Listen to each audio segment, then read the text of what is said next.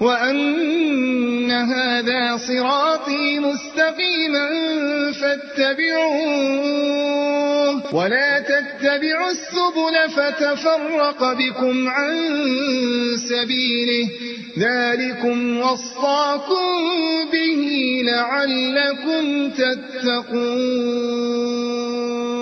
يا محمد يا حبيبي يا بشير يا شفيع يا محمد. أعوذ بالله السميع العليم من الشيطان الرجيم. بسم الله الرحمن الرحيم. الحمد لله وكفى، وصلى الله وسلم وبارك على النبي المصطفى وآله المستكملين الشرف، ثم أما بعد، فأهلا ومرحبا بكم في هذا اللقاء الأسبوعي المتجدد في رفقة النبي محمد صلى الله عليه وسلم. إن شاء الله هيكون هذا هو موعد البرنامج، إن شاء الله يكون موعد ثابت، نلتقي كل يوم اثنين في 11:30 بتوقيت مكة بإذن الله تبارك وتعالى. من أيام حادث متجدد، قد بدت البغضاء من أفواههم وما تخفي صدورهم أكبر، وعادت مرة أخرى هذه الحملة المسعورة ضد النبي محمد صلى الله عليه وسلم. وحدث من أيام إن الرسام السويدي اللي كان رسم الرسوم المسيئة للنبي صلى الله عليه وسلم كان في جلسة وعرض كليب، والكليب بقى موجود وأظنه أذيع في أكثر من قناة وموجود على النت. وكان في بيتكلم، هو بيقول، وأنا جبت لكم الخبر من البي بي سي على اعتبار أنه ما يبقاش فيه تزيين للكلام. الخبر زي ما نشروه هكذا: تعرض رسام الكاريكاتير السويدي الذي رسم صور اعتبرت مسيئة للنبي محمد صلى الله عليه وسلم إلى الضرب خلال محاضرة كان يلقيها في إحدى الجامعات. وقال الرسام لارس فيليكس أنه تعرض للضرب نطحا بالرأس من قبل أحد الحاضرين عندما كان يلقي محاضرته حول حدود الحرية الفنية، ولم يتعرض للرسام إلى أذى إلا أن نظارته تحطمت. وكان فيليكس قد تعرض، بصوا الكلام عشان تاخدوا بالكم هم بيكتبوا ازاي الأخبار دي، وهقول لكم الخبر الحقيقي ازاي. وكان فيليكس قد تعرض لتهديدات في العديد من المناسبات، إلا أن مهاجمته في جامعة أوسلو أو أوسلوا كانت للمرة الأولى التي يتعرض فيها فعلا للضرب. وقال الرسام إن جمعا من حوالي 15 شخصا كانوا يصرخون ويهتفون في محاولة لمنعه من إلقاء محاضرته التي حضرها نحو 250 شخص. ونقل عن فيليكس قوله أن شخصا هرع نحوه وألقى بنفسه عليه ونطحه برأسه فتحطمت نظارته الطبية. وقد بث موقع صحيفة سويدية مشاهد فيديو مصورة للهجوم ظهر فيها أفراد من الشرطة السويدية وهم يرشون غاز الفلفل ويستخدمون الهروات للسيطرة على الجمع الغاضب الذي كان يهتف الله أكبر. اللي هيشوف المقطع ده هيلاقيه كان بيعمل ايه. بدأ يعرض الخبر الحقيقي بقى، مش ان هو كان بيتكلم عن الحرية الفنية. المقطع فيه شخص ملتحي ومدي ظهره ونصفه الأعلى مكشوف تماما، وشخص آخر واقف وبرضه نصفه الأعلى مكشوف وملتحي كذلك. وقال إن ده كان فيلم إيراني، وإن هو بيتكلم عن المثلية والإسلام. المثلية يعني الشذوذ، بيتكلم عن الشذوذ في الإسلام، وبيعرض من خلال العرض بتاعه ده. فطبعا كان واضح جدا انه في إساءة، وهذا الشخص معروف بسفالته قبل كده في الرسوم التي أساء فيها للنبي صلى الله عليه وسلم. يا ريت الخبر وقف عند كده. طبعا بعض الناس على الفيسبوك قالوا ان هم هيعملوا يوم 20/5 يوم تضامن مع هذا الرسام، وعملوا جروب وسموه درو محمد، وبينادوا جميع رسامين الكاريكاتير في العالم ان هم يرسموا رسومات للنبي صلى الله عليه وسلم. لما سمعت الكلام ده ايه اللي بيتغير فيك؟ عايز تعمل ايه؟ عايز دلوقتي تاخد براس الراجل ده انت عايز تعمل كذا وكذا كذا؟ مش دي نصرة النبي محمد، لانه ده طريقة المسلمين في كل وقت، شجب وندب وصراخ واستغاثة. لكن النبي صلى الله عليه وسلم يستغيث كل مسلم ومسلمة، نصرته بنصرة سنته. النبي صلى الله عليه وسلم إن كان بيمس في زمن العار ده، الزمن اللي بيساء فيه للنبي صلى الله عليه وسلم بالشيء المقزز ده، فنصرته الحقيقية هي نصرة سنته، هي رفع راية هذا الدين، ان انت ما تتخلاش عن هذه المسؤولية. ان الله اصطفى لكم الدين فلا تموتن إلا وأنتم مسلمون. وهي الإساءة توقفت؟ الإساءة لم تتوقف. والله عز وجل في كل وقت لكل من يؤذي رسول الله صلى الله عليه وسلم سينتقم له، وفي كل وقت كان منتقما له. التاريخ سجل مواقف عظيمة وجليلة لانتقام الله عز وجل لرسوله صلى الله عليه وسلم. في عهد النبي صلى الله عليه وسلم حدثت هذه الحوادث. حديث في الصحيحين من حديث ابن مسعود رضي الله عنه قال: بينما النبي صلى الله عليه وسلم يصلي في البيت وأبو جهل وأصحاب له جلوس، إذا قال بعضهم لبعض: أيكم يجيء بسلا جزور بني فلان؟ يجيبوا أمعاء خروف علشان يحطوا القذر على ظهر النبي صلى الله عليه وسلم، فيضعوه على ظهر محمد إذا سجد، فانبعث أشقى القوم فجاء به فنظر حتى سجد النبي صلى الله عليه وسلم ووضعه على ظهره بين كتفيه. قال ابن مسعود: وأنا أنظر لا أغير شيئا، لو كان لي منعه مش قادر، ونفسي أقوم أحامي عن النبي صلى الله عليه وسلم ودافع عنه وأنتقم له. قال: فجعلوا يضحكون ويحيل بعضهم على بعض ورسول الله صلى الله عليه وسلم ساجد لا يرفع رأسه، حتى جاءته فاطمة فطرحت عن ظهره فرفع رأسه ثم قال: اللهم عليك بقريش 3 مرات، اللهم عليك بقريش، اللهم عليك بقريش. فشق عليهم إذا دعا عليهم. قال: وكانوا يرون أن الدعوة في ذلك البلد مستجابة. ثم سمى رسول الله صلى الله عليه وسلم أسماء أعدائه فقال: اللهم عليك بأبي جهل، وعليك بعتبة ابن ربيعة، وشيبة ابن ربيعة، والوليد ابن عتبة، وأمية بن خلف، وعقبة ابن أبي معيط، وعد 7. قال ابن مسعود: فلم أحفظ. قال: فوالذي نفسي بيده لقد رأيت الذين عد رسول الله صلى الله عليه وسلم صرعى في القليب يوم بدر، قليب بدر. فانتقم الله لنبيه، والله منتقم لنبيه. إنا كفيناك المستهزئين، إن شانئك هو الأبتر.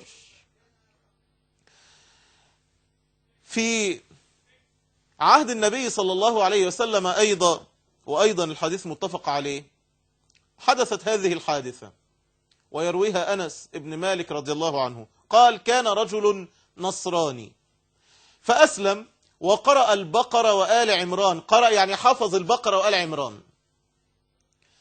وكان يكتب للنبي، كان من كتاب الوحي، فارتد وعاد نصرانيا، وكان يقول: لا يدري محمد إلا ما كتبت له، وسخر من النبي صلى الله عليه وسلم، فأماته الله، فدفنوه، فأصبح وقد لفظته الأرض. ارتد عن الإسلام وقعد يتهكم ويسخر من النبي صلى الله عليه وسلم، ويقول محمد مش عارف أصلا القرآن اللي بينزل عليه، ما يعرفش إلا اللي أنا كربته له. فأماته الله شر ميتة. فأصبحوا بعد أن دفنوه وجدوا جثته لفظتها الأرض، فقالوا: هذا فعل محمد وأصحابه لما هرب منهم. شوفوا الناس أهو اتهموا النبي صلى الله عليه وسلم واتهموا الصحابة بأن هم اللي حفروا في قبره ونبشوا القبر وطلعوا جثمانه، فنبشوا عن صاحبنا فألقوه، فحفروا له فأعمقوا له في الأرض فما استطاعوا، فأصبحوا وقد لفظته الأرض. أعمقوا له في الأرض ما استطاعوا، قعدوا يحفروا بحيث أنه يواروا جثمانه.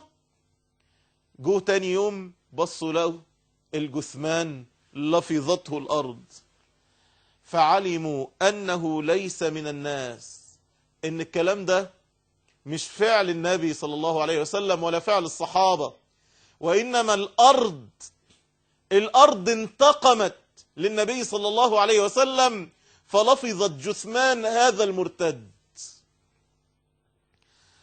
قال شيخ الإسلام: فهذا الملعون الذي افترى على النبي صلى الله عليه وسلم أنه ما كان يدري إلا ما كتب له، قصمه الله وفضحه بأن أخرجه من القبر بعد أن دفن مرارا، وهذا أمر خارج عن العادة يدل كل أحد على أن هذا عقوبة لما قاله، وأنه كان كاذبا، إذ كان عامة الموتى لا يصيبهم مثل هذا، فهذا من انتقام الله لرسوله صلى الله عليه وسلم.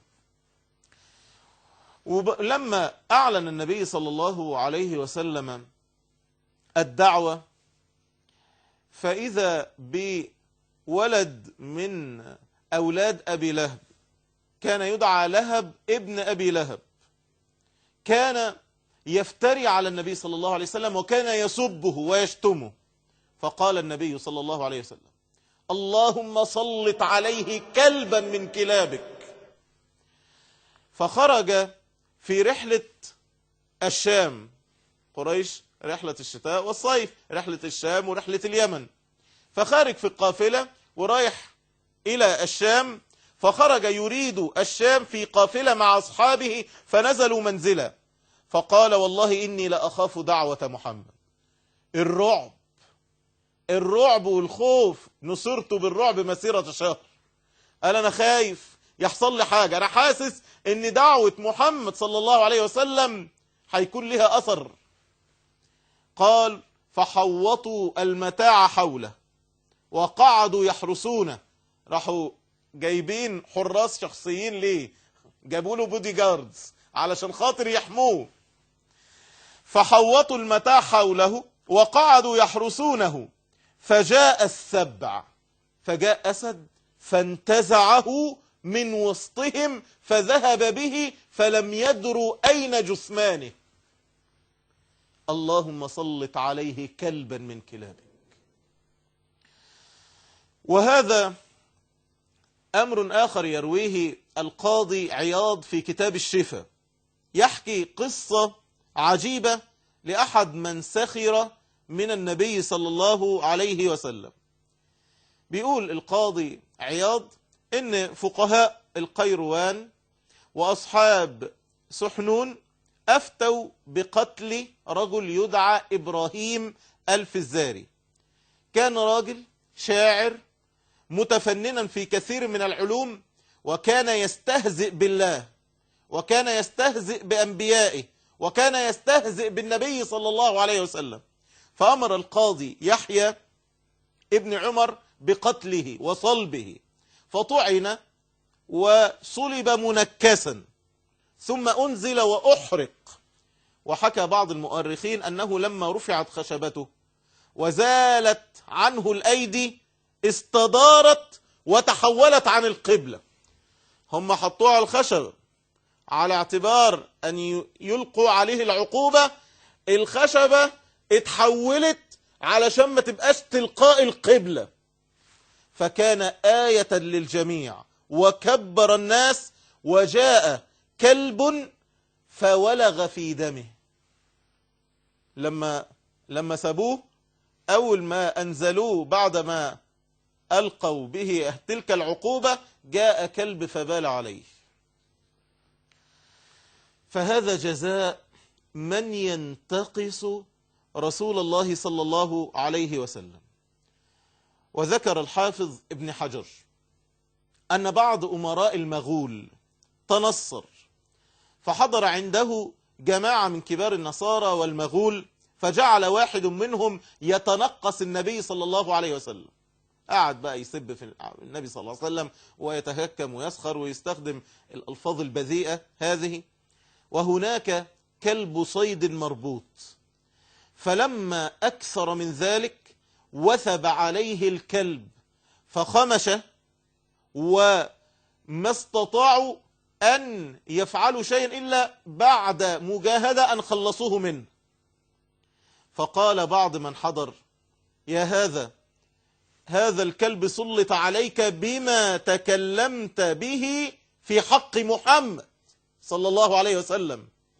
فقال: كلا، بل هذا كلب عزيز النفس، وقد رآني أشير بيدي فظن أني أريد أن أضربه. قال لهم: لا لا لا خالص، ده الكلب ده متربي، الكلب ده متأصل، ده هو فاهم حاجة تانية خالص، ده فاهم لما أنا أشرت بإيدي إن أنا كنت هضربه ولا حاجة، فعشان كده عمل العملة دي. ثم عاد إلى ما كان فيه، فأطال في هذه البذاءات والافتراءات، فوثب الكلب مرة أخرى فقبض على حلقومه وعلى لسانه فقلعها، فمات الرجل من حينه، فأسلم بسبب ذلك 40,000 رجل من المغول. يذكر ذلك الحافظ ابن حجر في كتاب الدرر الكامنة الجزء الرابع صفحة رقم 153. فأبشروا، فكلما ضاقت هكذا اعلموا والله أن نصر الله قادم، وأن الله ناصر دينه وناصر نبيه. ألا إن نصر الله قريب. فإن استهزأوا به وإن استخفوا به فإن الله عز وجل لاعن من يصنع به ذلك. والذين يؤذون رسول الله سيلحق الله بهم العذاب الأليم. يقول شيخ الإسلام: إن الله منتقم لرسوله ممن طعن عليه وسبه ومظهر دينه، إذ لم يمكن الناس أن يقيموا على أمثال هؤلاء الحد، فإن الله عز وجل يتولى ذلك. بس الروح دي في المسلمين للأسف الشديد ما تنفعش. روح للأقصى رب يحميه، وللنبي رب يكفيه. الروح دي ما تنفعش. لما تسمع الكلام ده، الروح اللي تنفع روح الصحابة اللي الواحد منهم قال: لا عذر لكم إن خلص إلى رسول الله وفيكم عين تطرف. ما تبقوش رجالة، ما تبقوش مسلمين، ما تبقوش مسلمات، ما تبقوش يحق ليكم الانتساب لهذا الدين وتقولون أنكم تحبون النبي صلى الله عليه وسلم ولا تتغيرون. لو بتحبه لازم تتغير، لو بتحبه لازم تتغير. والله الذي لا إله غيره. كل ده بيحصل ليه؟ بيحصل للمخالفة، لأن احنا بنخالف أمر النبي صلى الله عليه وسلم. من بعد ما أراكم ما تحبون منكم من يريد الدنيا ومنكم من يريد الآخرة. الفشل اللي دب في الأمة بعصيان أمر الله وأمر رسول الله صلى الله عليه وسلم هو ده اللي مخلي أمثال هؤلاء يصنع مثل هذا. وعارف أنه بعد شوية، وطبعا المقالة يتكتب فيها إيه بقى؟ الكلمتين اللي ترعب، الكلمتين بقى اللي كله يتعمل فيهم. وطبعا حد مش عارف من القاعدة كان قايل انه هيعمل مكافأة للي هيعمل كذا. دين الارهابيين، دين المتشددين، دين القتلة. والكلام يبتدي يزين اعلاميا ويتحط بشكل، شايف ضربوا الراجل كان بيتكلم في الحرية، الراجل ما بيقولش حاجة، الراجل ما كانش بيعرض صور بذيئة، لا ابدا، ما كانش في اي حاجة من الكلام ده. انتوا هتهيجوا الدنيا، انتوا هتعملوا مشاكل، انتوا كده. واحنا قصارى الامر صراخ وعويل وبكاء وشجب. انما تتغير من جواك، انما تحمل قضية دينك، انما تقول مش هينفع، لازم انا الاول اتغير. ان الله لا يغير ما بقوم حتى يغيروا ما بأنفسهم. الغيرة دي تطلع في ايه؟ تطلع اول ما تطلع فيك، تطلع في انك تغار على دينك، تبتدي تصحح التزامك، تصحح ايمانك. يا اخي مش بتحبه، يا اختي مش بتحبيه. ولا احنا في غفلة، ولا احنا في توهان، ولا احنا عايشين ومش عايشين. حتى النبي صلى الله عليه وسلم، يمكن الحدث ده بقى ظاهر قوي. الناس من سنة سنتين لما حدثت أحداث الأقصى وغزة تلاقي إيه برضو نفس الطريقة. لما جيت الأحداث الأخيرة في موضوع الأقصى، هنعمل إيه؟ لما حصل الإساءة دي في 2006 وحدث برضو نفس الكلام ومظاهرات في كل عواصم المسلمين، وبعدين ولا حاجة. ايه اللي يقول لك قاطع البضايع، اعمل مش عارف ايه، شوية وتلاقي الناس نامت ولا هيحصل اي حاجة. فين التغيير بقى؟ وفين الناس بقى اللي بدأت تدرس سيرة النبي صلى الله عليه وسلم وبدأت تدافع عن النبي صلى الله عليه وسلم، وبدأ يبقى المسلم حاسس انه ليه قضية اساسية لازم يعيش لها؟ هو الوضع مش مظلم، بس في اكيد بارقة امل، اكيد. وفضل الله عز وجل اخوة واخوات وناس لهم غيرة. تلاقي النهاردة بفضل الله عز وجل اللي بيعمل مواقع علشان الرد عن النبي صلى الله عليه وسلم، وتلاقي اللي عمل النهاردة بفضل الله جروبات على الفيسبوك علشان يعملوا حملة مضادة ضد الرسومات دي. اتحرك، اعمل اي حاجة، اعمل اي شيء عذر امام النبي محمد صلى الله عليه وسلم. شوفوا الصحابة رضوان الله عليهم عملوا ايه في الدفاع عن النبي صلى الله عليه وسلم. يمكن لما نسمع المواقف المشرقة دي يمكن نغير، يمكن نحس، يمكن نتغير، يمكن تبقى قضيتنا الأساسية نصرة النبي محمد صلى الله عليه وسلم. يمكن المسلمين يبتدوا يتعلموا ويدرسوا ازاي يقدروا يقفوا قدام الهجمات الشرسة دي، يقفوا بصدورهم، يقدروا يكفوا عن النبي صلى الله عليه وسلم ويذبوا عنه الأذى. افتكروا أبو بكر رضي الله عنه والنبي صلى الله عليه وسلم يتعرض لحملة شديدة من الضرب، فيقوم أبو بكر رضي الله عنه فيحامي بجسده على النبي حتى لا يعلم من شدة الضرب الذي بلغ أبا بكر، حتى لا يعلم ملامح وجهه، ويقول أتقتلون رجلا أن يقول ربي الله. شوفوا أبو بكر وهو في الغار ويشوف جحر فيحط رجله لحسن يطلع من الجحر ده عقرب أو ثعبان فيؤذي النبي صلى الله عليه وسلم، فيحامي هو بنفسه، أنا اتلدر. لكن النبي لا، صلى الله عليه وسلم. علي رضي الله عنه لما كان في الهجرة وعارف ان هم ممكن يدخلوا ومن غير ما يرفعوا الغطاء ممكن كلهم يضربوا ضربة واحدة ويقتل فيها علي، لكن ايه المشكلة؟ المهم النبي ينجي، المهم النبي صلى الله عليه وسلم لا يلحقه الأذى، صلى الله على النبي محمد صلى الله عليه وسلم. ولما عرف سيدنا علي ان واحد بيسب النبي صلى الله عليه وسلم، كان في أول من يفدي النبي صلى الله عليه وسلم. وذكروا في كتب السير مواقف عدة للصحابة في ذلك. مرة من المرات النبي صلى الله عليه وسلم تعرض له رجل من المشركين بالشتم، فقال من يكفيني عدوي؟ فقام الزبير فبارزه فقتله. وهذا سيف الله خالد في مصنف عبد الرزاق أن امرأة كانت تسب النبي صلى الله عليه وسلم، فقال النبي صلى الله عليه وسلم من يكفيني عدوي؟ فخرج إليها خالد فقتلها. ومعاذ ابن عمرو ومعاذ ابن عفراء يقتلان أبا جهل.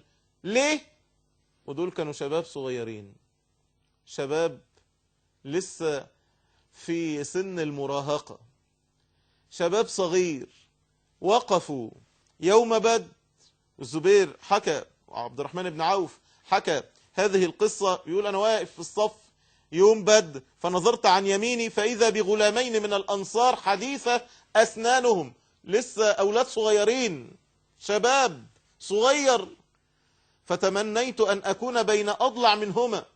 قلت يا ريت كان يبقى واقف جنبي يمين وشمال من فتيان المسلمين ورجالات الإسلام الأقوياء. فقال أحدهما يا عم هل تعرف أبا جهل؟ قلت نعم، فما حاجتك إليه يا ابن أخي؟ وانت عايز ايه من أبو جهل؟ قال أخبرت أنه يسب رسول الله صلى الله عليه وسلم والذي نفسي بيده لئن رأيته لا يفارق سوادي سواده حتى يموت الأعجل منا. فتعجبت لذلك وغمزني الآخر فقال لي مثلها. قال فلم أنشب إلا ونظرت إلى أبي جهل فقلت ألا تريان هذا صاحبكما؟ قال فابتدراه بسيفهما فضرباه حتى قتلاه، ثم انصرف إلى النبي صلى الله عليه وسلم فأخبراه فقال أيكما قتله؟ فقال كل واحد منهما أنا قتلته. فقال هل مسحتما سيفيكما؟ قال لا. فنظر النبي صلى الله عليه وسلم إلى السيفين فقال كلاكما قتله. الحديث متفق عليه. سمع بس إنه أبو جهل بيسب النبي صلى الله عليه وسلم، ما ينفعش، الحياة ملهاش طعم. محمد بن مسلمة لما النبي صلى الله عليه وسلم سمع عن كعب بن الأشرف وكان رجلا يؤذي الله ورسوله، والنبي صلى الله عليه وسلم نادى في الصحابة من يكفيني شر هذا الرجل فإنه قد آذى الله ورسوله، فيقوم له محمد ابن مسلمة اللي هو ابن أخته خاله كعب بن الأشرف، فيصنع حيلة ويقتله لأنه رجل يؤذي الله ورسوله. سعد بن ربيع اللي قالها يوم أحد لا عذر لكم إن خلص إلى رسول الله وفيكم عين تطرف. حاطب بن أبي بلتعة لما كان يوم أحد جاء للنبي صلى الله عليه وسلم فوجده يشتد، وفي يد علي رضي الله عنه الماء، والنبي صلى الله عليه وسلم كسرت رباعيته وشج رأسه والدم بينزف. حاطب ما حسش ان الدنيا دلوقتي بقى لها طعم ولا لون ولا ريحة. قال من فعل بك هذا؟ مين اللي سولت لي نفسه انه يعمل كده في النبي صلى الله عليه وسلم؟ قال من فعل بك هذا؟ قال عتبة بن أبي وقاص. فما كان من حاطب إلا وأن أخذ فرسه واشتد خلفه وأتى للنبي صلى الله عليه وسلم برأس هذا الرجل الذي صنع ذلك بالنبي صلى الله عليه وسلم. وأبو طلحة يوم أحد قال رقبتي نحري دون نحرك، رقبتي سدادة، نحري دون نحرك يا رسول الله، بأبي أنت وأمي ونفسي، حبيبي وسيدي وقرة عيني رسول الله صلى الله عليه وسلم. أنا متخيل ومش عارف ليه جه على بالي دلوقتي، أنا متخيل النبي صلى الله عليه وسلم وهو في قبره، وأنا في زيارة لمدينة النبي صلى الله عليه وسلم، وهدخل المسجد دلوقتي وهروح أزور النبي صلى الله عليه وسلم، وأنا من هذه الأمة، وأنا وإنت وإنتي كلنا نقف قدامه إزاي؟ نرفع عيننا إزاي؟ يا سيدي اللهم إني أشكو إليك ضعف قوتي وقلة حيلتي وهواني على الناس. يا أكرم الأكرمين، إلى من تكلنا؟ إلى بعيد يتجهمنا أم إلى عدو ملكته أمرنا؟ يا رب انصر أمة النبي محمد صلى الله عليه وسلم. يا رب ازرع في قلوبهم القوة والحول والرغبة في نصرة نبيك محمد صلى الله عليه وسلم. يا رب كل واحد بيسمعني دلوقتي ياخد قرار بالتوبة، ياخد قرار انه هيدافع عن النبي صلى الله عليه وسلم في مكانه، وهيرفع راية، ومش هيعيش الشهوات والغفلات والشرود. حبه للنبي هيرجعه لطريق ربنا. حبه الحقيقي للنبي صلى الله عليه وسلم هيخليه ياخد قرارات صعبة في الدنيا دي، لكن ما بقاش ينفع غير كده. حاسين النبي الآن ممكن يبقى هيبص لنا ازاي؟ ممكن نبقى احنا نصلح ان احنا ننتسب له صلى الله عليه وسلم؟ بالله كفاك غفلة، كفاك عصيانا، كفاك حرمانا. يا أخي كفاية ذل، وجعل الذل والصغار على من خالف أمري. كفاية مهانة. يا أخي اتغير، غير بيتك، غير نفسك، والله هتنصره كده، والله البداية كده. احنا مش دين يعرف العنف ولا يعرف الغلظة، احنا دين بندين رب العالمين بأنه الرفيق سبحانه وتعالى. وهو ده المعنى. النبي صلى الله عليه وسلم لما كان على حجر أمنا عائشة قال بل الرفيق الأعلى. العلماء قالوا الرفيق الأعلى إما أن يكون يقصد أعلى عليين، الفردوس الأعلى، وقالوا الرفيق اسم من أسماء الله، إن الله رفيق يحب الرفق، فقال بل الرفيق الأعلى أي بل الله الأعلى. لكن مش معنى كده إنك تبقى مستباح، إنك تبقى مهزوم. إن تنصروا الله ينصركم، أنتم الأعلون إن كنتم مؤمنين. لا نعطى الدنية في ديننا. خليك الإنسان ده اللي قلبه بيتحرق على الدين، مش علشان نفسه، مش بيتحرق عشان الفلوس، عشان شهواته، بيتقطع عشان دينه. دينك دينك، لحمك دمك، وإن حرقت أو قتلت. اسمع وما تغفلش، هذا نذير من النذر الأولى، آزفة الآزفة ليس لها من دون الله كاشفة. أفمن هذا الحديث تعجبون وتضحكون ولا تبكون وأنتم سامدون، وانتوا قاعدين بتضحكوا وتغنوا،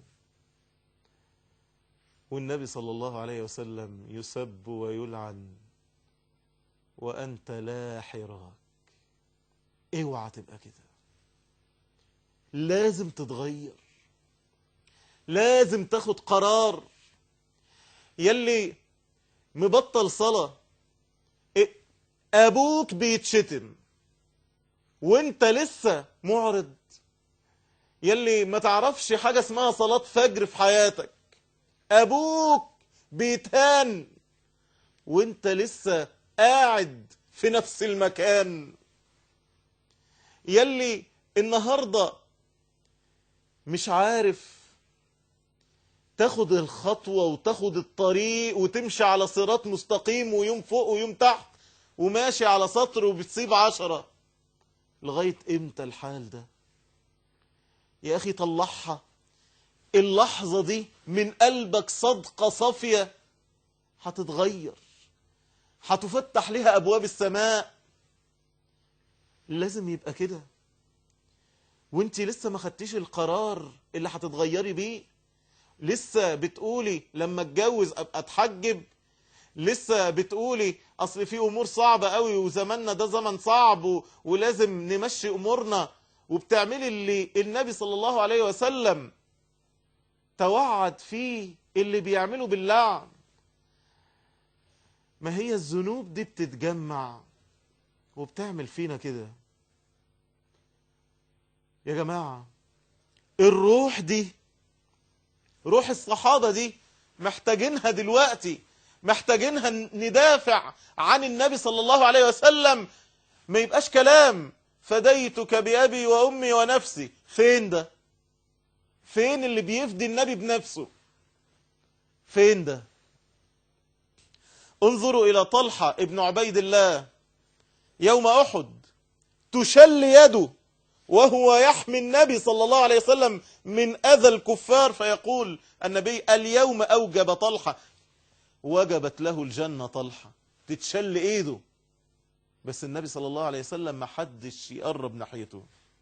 مالك ابن سنان يوم أحد يمص دم النبي صلى الله عليه وسلم، فيقولوا له مجه، طلعه من بقك، فيقول والله لا أمجه. ثم أدبر فقال النبي صلى الله عليه وسلم من أراد أن ينظر إلى رجل من أهل الجنة فلينظر إلى هذا. وكان رجل أعمى على عهد النبي صلى الله عليه وسلم، وكانت له جارية تزوجها فرزق منها بولدين، فكانت هذه الجارية تشتم النبي صلى الله عليه وسلم وتقع فيه، فكان هذا الرجل الأعمى ينهاها فلا تنتهي ويزجرها فلا تنزجر. فلما كانت ذات ليلة جعلت تقع في النبي صلى الله عليه وسلم وتشتمه. فأخذ هذا الرجل الأعمى أخذ سيفا قصيرا فوضعه في بطنها واتكأ عليه حتى قتلها. فلما أصبح ذكر ذلك للنبي صلى الله عليه وسلم فجمع الناس فقال: أنشد الله رجلا فعل ما فعل لي عليه حق إلا قام. مين اللي عمل الكلام ده؟ النبي صلى الله عليه وسلم قال: أنا بلغني إن في واحد عمل كذا. فقام الأعمى يتخطى رقاب الناس وهو يتزلزل حتى قعد بين يدي النبي صلى الله عليه وسلم فقال: يا رسول الله، أنا صاحبها، أنا اللي عملت كده، أنا قتلتها، كانت تشتمك وتقع فيك فأنهاها فلا تنتهي وأزجرها فلا تنزجر، ولي منها ابنان مثل اللؤلؤتين وكانت بي رفيقة. كانت نعمة الزوجة لي، كانت مهنياني، وكانت ما فيش بعد كده كل اللي بتمناه، وانا اعمى ومحتاج زوجة تقوم لي بالامور دي، وربنا رزقني منها بخير الولد، رزقني منها بلؤلؤتين. فلما كانت البارحة جعلت تشتمك وتقع فيك فأخذت المعول فوضعته في بطنها واتكأت عليه حتى قتلتها. فقال النبي صلى الله عليه وسلم: ألا اشهدوا أن دمها هدر، أن دمها هدر. هذا الحديث رواه أبو داود والنسائي وصححه الألباني. وهذا خبيب، وما أدراكم ما شأن خبيب.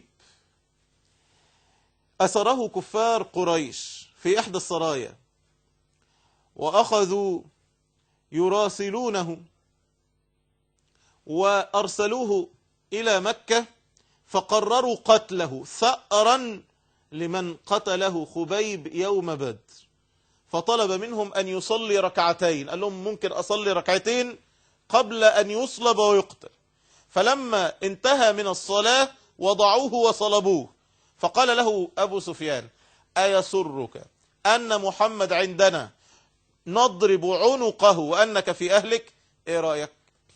هنرجعك ونفك أسرك وخلاص، انت اهو هتتصلب، بس تتمنى محمد يبقى في هذا المكان.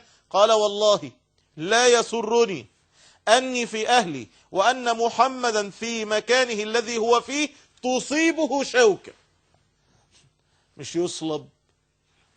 فبهت الذي كفر وقطع دابر القوم الذين ظلموا والحمد لله رب العالمين. في قصة مشهورة ذكرها الأستاذ محمد إلياس عبد الغني في كتاب تاريخ المسجد النبوي الشريف، وأهل المدينة يعرفوا القصة دي كويس قوي. إن حصل مخطط من ملوك الكفر في زمن من الأزمان لنبش قبر النبي محمد صلى الله عليه وسلم، وجابوا 2 مغاربة تسللوا في شكل التجار وخدوا مكان قرب قبر النبي صلى الله عليه وسلم وبدأوا عمليات الحفر. كان الكلام ده في عهد القائد نور الدين زنكي. فجاء النبي صلى الله عليه وسلم في المنام لنور الدين وهو يشير إلى رجلين أشقرين ويقول: انجدني، أنقذني من هذين الرجلين. ففزع نور الدين من المنام وجمع القضاة وأشاروا عليه أن اذهب إلى المدينة النبوية. فوصل إليها حاملا الأموال إلى أهلها وجمع الناس وعمل شيء من الاحتفال علشان كل الناس تأتي فيراهم واحدا واحدا لعل الذي رآه في المنام يراه. فأعطاهم الهدايا بعد أن دونت أسماؤهم فلم يرى فيهم الرجلين. ولما سأل: هل بقي أحد لم يأخذ شيئا من الصدقة؟ قالوا: لا. قال: تفكروا وتأملوا يا جماعة، فكروا تاني. كل الناس جت فقالوا: لم يبقى إلا رجلين مغاربة، دول رجلين صالحين وهم غنيان يكثران من الصدقة، دول اتنين ناس جم حديثا المدينة، واتنين تجار أمناء وصالحين وما شاء الله عليهم بيتصدقوا. فانشرح صدره لما عرف أنه بخبر أن هناك رجلين، وقال فعليكم أن تأتوا بهما. فأمر بهما فرآهما نفس الرجلين اللذين في منامه، فقال من أين أنتما؟ قالوا حجاج من بلاد المغاربة. قال اصدقاني القول، فصمم على ذلك. قال لهم طب بيتكم فين؟ فذهب به إلى هناك فلم يجد سوى أموال وكتب في الرقائق. يا سبحان الله، عاملين الخطة بقى، ما فيش بعد كده، أموال وكتب في الرقائق، ناس صالحين وبيكتروا من الصدقة. فعندما رفع الحصير وجد نفقا. قعد يدور في البيت ومعاه الحرس بتوعه، بصوا لقوا، شالوا الحصيرة، بصوا لقوا نفق موصل إلى الحجرة الشريفة. فارتاع الناس، فقام بضربهما، فاعترف بهذا المخطط وأنهما قبل بلوغهما القبر حصلت لهم رجفة في الأرض، فقتلا عند الحجرة الشريفة. وأمر نور الدين زنكي، شوفوا الكلام ده بقاله مثلا 1000 سنة، أمر ببناء سور حول القبر الشريف من الرصاص، علشان يبقى القبر من تحت محاط بذلك، عشان ما تسولش نفس واحد في التاريخ في الزمان انه يهوب ناحية قبر النبي محمد صلى الله عليه وسلم. وهذا تحدي قائم، فلا يخلص إلى قبر النبي صلى الله عليه وسلم. فنصر الله دينه ولو كره الكافرون ولو تخاذل المسلمون. يا مسلمون انصروا نبيكم صلى الله عليه وسلم وذبوا عن عرضه. الله جل وعلا أمرنا بنصرته فقال فالذين آمنوا به وعزروه ونصروه واتبعوا النور الذي أنزل معه أولئك هم المفلحون. الله جل وعلا قال أن من يتخلف عن النبي صلى الله عليه وسلم فهو خائن لله ولرسوله. يا أيها الذين آمنوا لا تخونوا الله والرسول وتخونوا أماناتكم وأنتم تعلمون. الله جل وعلا قال ومن يشاقق الرسول من بعد ما تبين له الهدى ويتبع غير سبيل المؤمنين نوله ما تولى ونصله جهنم وساءت مصيرا. ايه المطلوب؟ المطلوب منك اول حاجة، رقم 1، العيب فينا، العيب مش في الرسام ده، العيب فيك، فلازم تغير من حالك.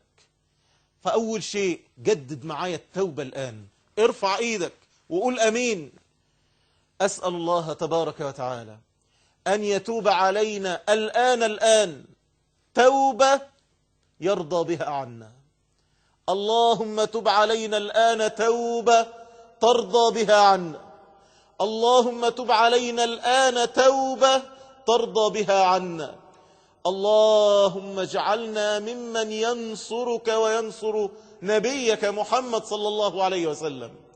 اللهم اجعلنا هداة مهتدين لا ضالين ولا مضلين.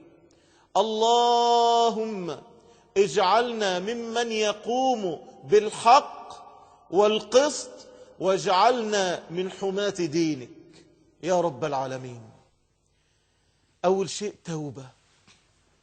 توبة جامعة، توبة لعموم المسلمين، والبداية من لحظة الانكسار دي والخضوع ده لله تبارك وتعالى.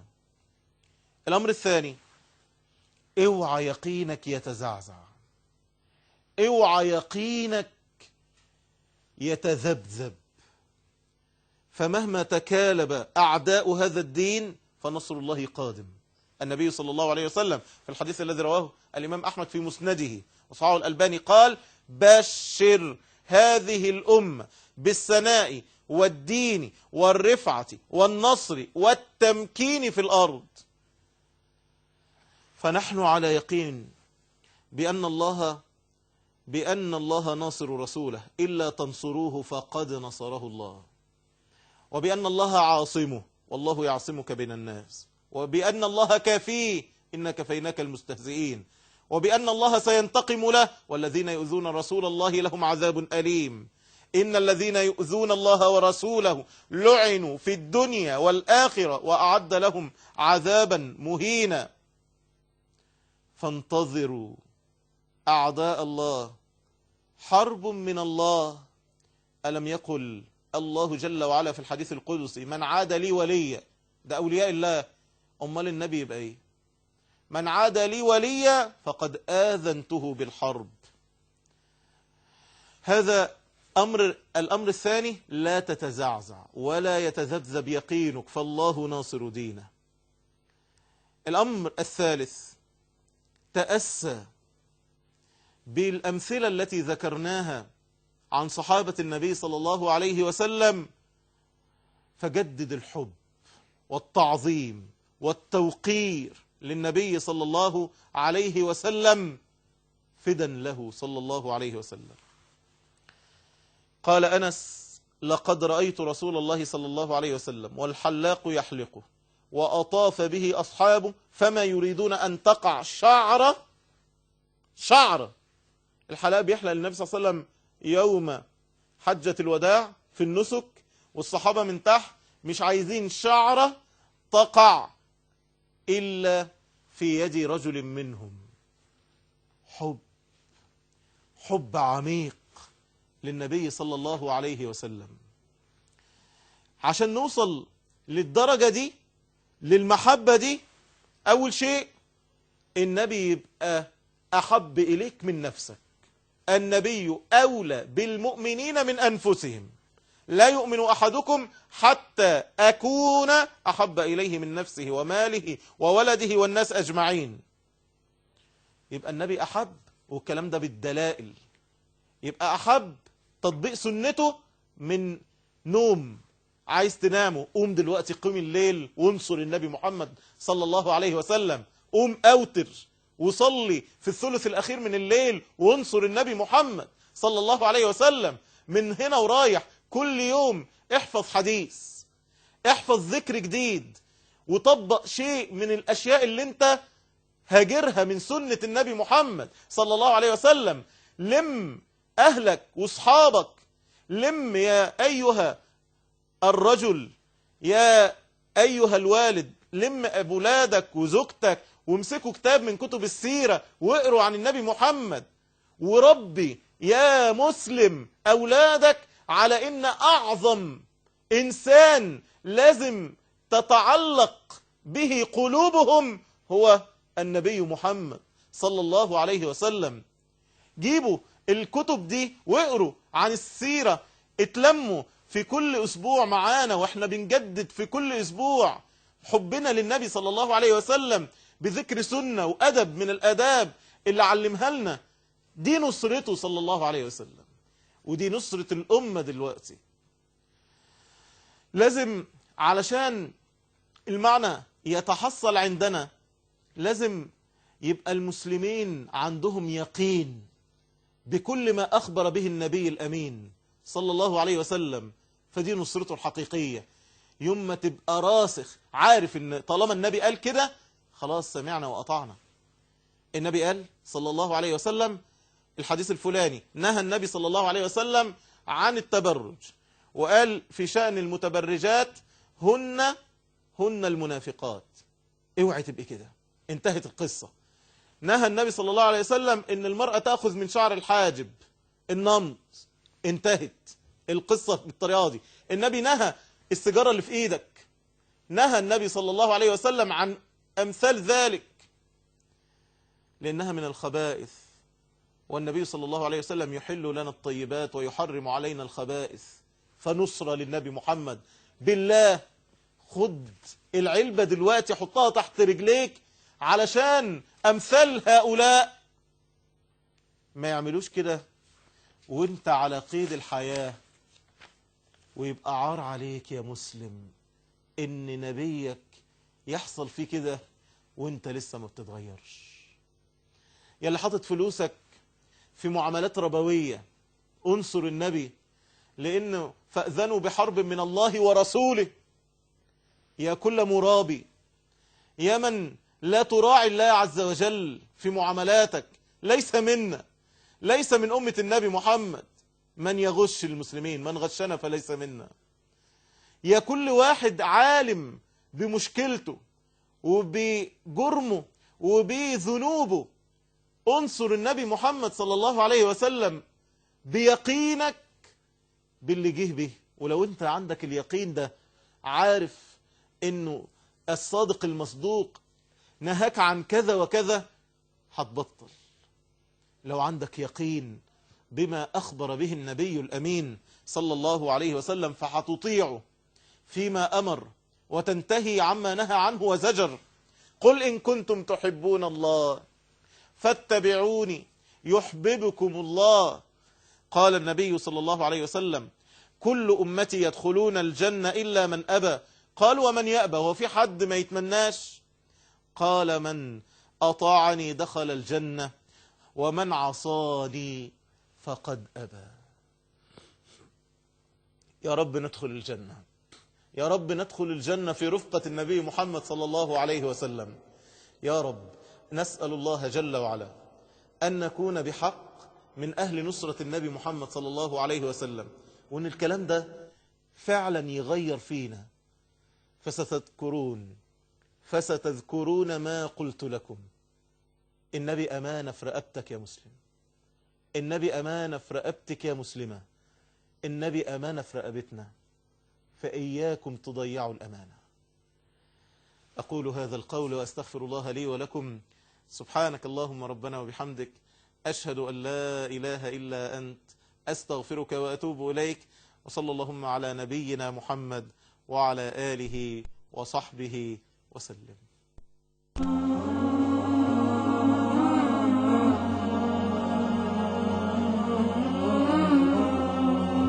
يا حبيبي